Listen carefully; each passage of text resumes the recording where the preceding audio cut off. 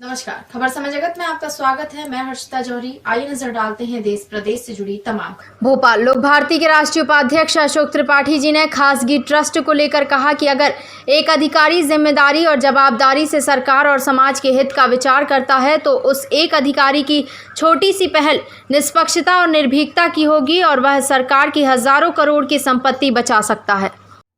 प्रणाम। आज जिस महत्वपूर्ण विषय पर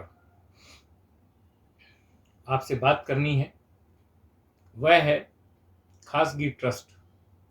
आप सोचिए, यदि एक अधिकारी जिम्मेवारी और जवाबदारी से सरकार का और समाज के हित का विचार करता है तो उस एक अधिकारी की छोटी सी पहल लेकिन निष्पक्षता और निर्भीकता की सरकार के हजारों करोड़ की संपत्ति बचा सकती है। मामला है खासगी ट्रस्ट का।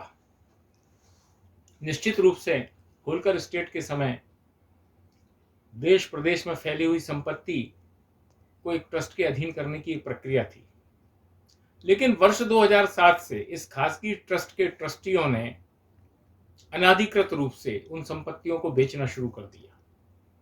चौंकाने वाली बात तो यह है कि नासिक, महेश्वर, हरिद्वार ऐसे अनेक प्रसिद्ध धार्मिक स्थानों की 200 करोड़ से अधिक की संपत्ति मात्र 2 करोड़ में बेच दी।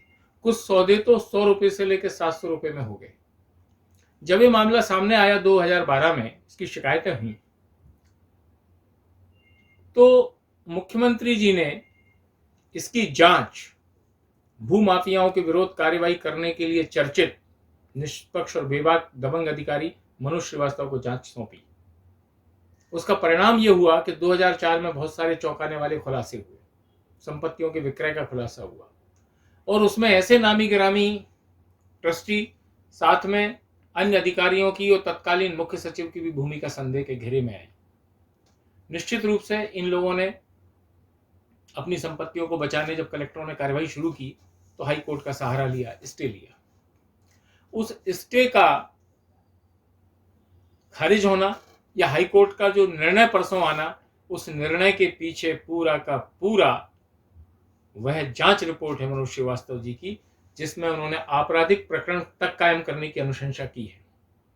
और आज की स्थिति में हम देखते हैं कि जितने नामी गिरामी नाम हैं जो संपत्तियों पर काबिज हैं, वह निश्चित रूप से सुप्रीम कोर्ट भी जाने का प्रयास करेंगे, अन्य तरीकों से प्रभावित करने की कोशिश करेंगे। लेकिन वह अधिकारी जो उस समय प्रमुख सचिव मुख्यमंत्री थे, उनकी जवाबदारी नहीं थी, लेकिन जिस विश्वास से वो काम सौंपा गया, कितनी निष्पक्षता, निर्भीकता से दूध का दूध और पानी का पानी किया।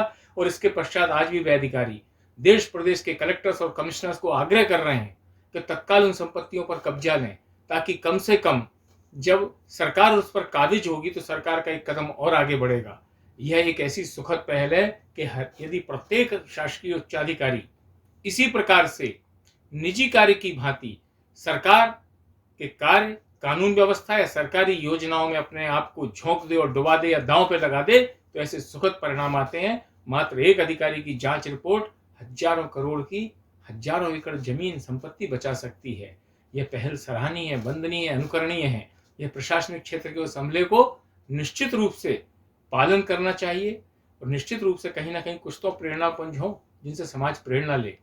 इस सरकारी योजनाओं की लूट की आपाधापी में यह एक सुखद पहल, सुखद संगीत, सराहनीय, वंदनीय है। कोटिशः प्रणाम। For latest news, subscribe to our channel and press the bell icon.